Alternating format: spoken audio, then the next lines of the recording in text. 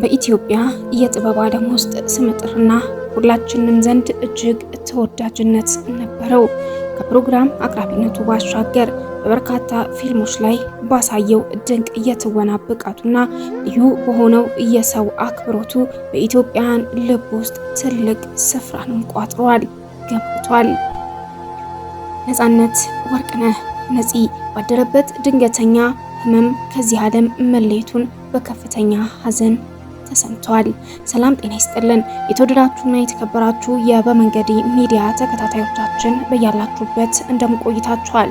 ዛሬ በሐዘን መሰናዷችን ተመልሰናል። ተወዳጁ የቤተሰብ ጨዋታ እንቁ የኢቢኤሱ ምሰሶ ነፃነት ወርቅነህ የኤፍቢአይ ተዋናዩ ነፃነት ወርቅነህ ከዚህ ዓለም በሞት መለየቱ ተሰምቷል። ታዲያ እኛም የተሰማንን ሐዘን በዚሁ ልናጋራችሁ ወደድን። ቤቱን ያልተቀላቀላችሁ በመቀላቀል ጀምሩ። ከወደዱትም ላይክ፣ ኮሜንት፣ ሼር አድርጉ። ወደ ሙሉ መሰናደው አቀናሁኝ። አብራችሁን ቆዩ። ነፃነት ወርቅነህ በተለይም በኢቢኤስ ቴሌቪዥን ለበርካታ ዓመታት የሚተላለፈው በብዙ ቤቶች ዘንድ በሚወደደው የቤተሰብ ጨዋታ ፕሮግራሙ አዘጋጅና አቅራቢነቱ ይታወቃል። ታዲያ የሰው ልጅ ሕይወት እንዲህ ናት። ትላንት ማታ ቻው ብሎ የተለየን ሰው ዛሬ በቤቱ በዛው ላይ መለስ ይሄዳል ብሎ ማን ይገምታል ይላሉ የቅርብ ወዳጆቹ። ነፂ የኛ ምስኪን የኛ የዋህ እንዲህ በድንገት መለየትህ መላውን የጥበብ ቤተሰብና አድናቂዎችህን በሐዘን ተብረዋል ይላሉ ወዳጆቹ። ነፃነት ወርቅነህ ባለትዳርና የ3 ልጆች አባትም ነበረ። ታዲያ ባበረከታቸው ስራዎችና በደግነቱ ሁልጊዜም በልባችን ይታወሳል ሲሉም አክለዋል። እኛም ለነፃነት፣ ለወዳጅ ዘመዶቹ፣ ለቤተሰቦቹ፣ ለሙያ አድናቂዎቹና አጋሮቹ መጽናናትን እየተመኘን ቤቱን ያልተቀላቀላችሁም ተቀላቀሉ እያልን ቀጥለናል። በጣም ታሞ ነበር ይለናል። በተለይ ደግሞ ወደ መጨረሻ አካባቢ ህመሙ ሰውነቱን ሙሉ ለሙሉ ቀይሮት ህመሙ ሰውነቱ ላይ የፊት ገጽታው ላይ በደንብ እስኪያስታውቅ ድረስ። አዎ እሱ ግን ደህና ነኝ ነው የሚለው። ሁልጊዜ ደህና ነኝ አትጨነቁ ነበር መልሱ። ከዚህ በፊት ከአንዴም 2 ጊዜ ለሕክምና ወደ ውጭ ሀገር ተጉዟል። በነገራችን ላይ ልክ እንደ ነፃነት ወርቅነህ ከዚህ በፊት አንድ ጓደኛችን ሄፓታይተስ ቢ በተሰኘ የጉበት በሽታ ታሞ አጥተነዋል ይላል ወዳጁ። ህመሙ መድኃኒት የለውም፣ በጣም ከባድ በሽታ ነው። ይህ በሽታ የተሰኘው በሽታ ትሪት ካልተደረገ ወደ ጉበት ካንሰር ወይንም ደግሞ ወደ ሊቨር ፌለር ሊያመራ የሚችልበት አጋጣሚ እጅግ ሰፊም ነው።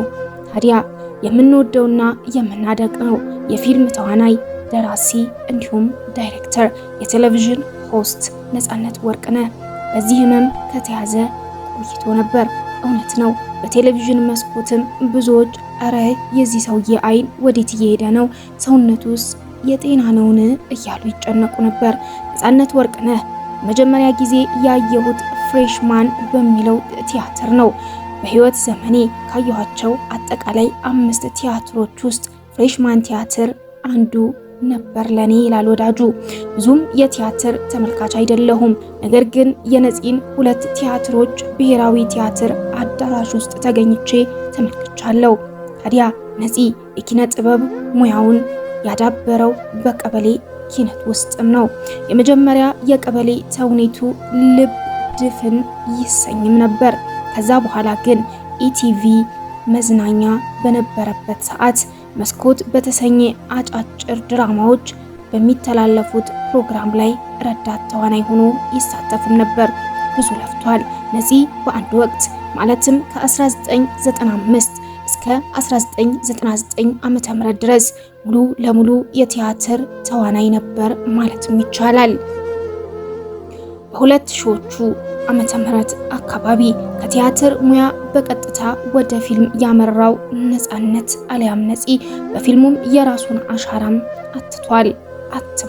ነፃነት ወርቅነህ የተሳተፈባቸው ሁሉም ፊልሞች ማለት ይቻላል ደራሲው፣ ዳይሬክተሩ እንዲሁም ደግሞ መሪ ገጸ ባህሪውን ወክሎ የሚተውነው ሜን ካራክተር እሱ ነበረ። በነፂ ፊልሞች ብዙ ትስታለኝ ይሉናል ወዳጆቹ። አሁንም በተለይ ከ2003 እስከ 2006 ዓመተ ምህረት ባለው ጊዜ ይህ ወቅት እነ ሲቲ ቦይዝ፣ FBI ከ1 እስከ 3፣ ሚስተር ኤክስ፣ ያንቹ ሌባ እንዲሁም ደግሞ ሌሎች በርካታ ፊልሞችን የሰራበት ወቅትም ነው። ብቻ I have a lot of memories on his movies ይለናል ወዳጁ። የቤተሰብ ጨዋታ ላይ ደርሰናል። የቤተሰብ ጨዋታ የተሰኘው የኢቢኤስ ቴሌቪዥን ፕሮግራም የደመቀው በነፂ ነው ቢባል ማን ይክዳል? እውነት ነው። አሁን ግን ማመኛ ጥሪቶች የነበረው ቅርበትና ንቁ ተሳትፎ ለብዙዎች አሪያ መሆኑን ጠቅላይ ሚኒስቴሩ ገልጸውለታል። በመጨረሻም ባለፉት 2 ሳምንታት የአልቲማ ሪል ስቴት ብራንድ አምባሳደር በመሆን ስራውን በንቃት ሲያከናውን የነበረው ነፃነት ወርቅነህ ባለትዳርና የ3 ልጆች አባት እንደነበርም አትቷል። ነፍሱንም ፈጣሪ ይቀበላት፣ ፈጣሪ ነፍሱን በሰላም ያኑር ሲል መልእክቱን ጠቅላይ ሚኒስቴሩ አስተላልፏል። የተወደዳችሁና የተከበራችሁ የበመንገዴ ሚዲያ ተከታታዮቻችን ለዛሬ የተሰሙት የወደድነው መሰናዶ እስካሁን ያደመጣችሁትን ይመስል ነበር። እኛ በበመንገዴ ሚዲያ ስም ለአርቲስት ነፃነት ወርቅነህ ልባዊ ሀዘናችንን እየገለጽን ለቤተሰቦቹ መጽናናትን እየተመኘን መሰናዷችንን ከወዲሁ ቋጨን። ቤቱን ያልተቀላቀላችሁ ተቀላቀሉ። ከወደዱትም ላይክ፣ ኮሜንት፣ ሼር በማድረግ አበርቱን እንላለን። የወንድማችንን ነፍስ ከደጋጎቹ ጎን ያሳርፍልን። የ30 ሰከንድ ስለራሴ ልንገራችሁ። በተሰማችሁ ስሜት ብዙ ሰዎች ደውላችሁልኝ ነበረ። አመሰግናለሁ። ስለኔ ጤንነት ስለተጨነቃችሁ፣ ስለ ሞቴም ያወጃችሁ አላችሁ። በቲክቶክ እና በፌስቡክ የቀብሩን ቦታ አልተናገራችሁም እና እሱ ይቀራችኋል እና ትንሽ ስነ ምግባር ባለው መልኩ ብንከባበር፣ ስራ ስለ ብንከባበር በጣም አሪፍ ነው። ታሟል ሲባል ሞተ፣ ሞቷል ሲባል ተቀበረ፣ ተቀበረ ሲባል ተነሳ። እነዚህ ወሬዎች ትንሽ ያስቸግራሉ። እኔ እዚህ ሳገለግላችሁ እኔ ነኝ።